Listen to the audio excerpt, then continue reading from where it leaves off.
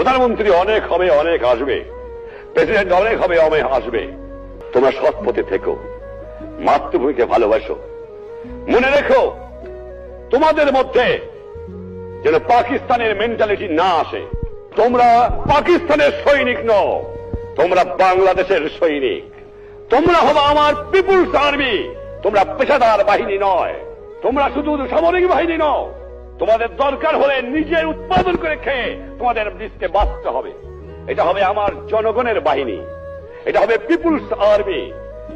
এটা পাকিস্তানের পেশাদারি আর্মি হবে না। এইদিকে তোমাদের খেয়াল রাখা দরকার।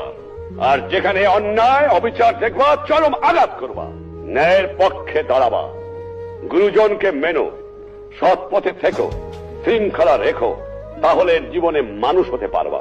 একথা তোমাদের ভুললে চলবে না।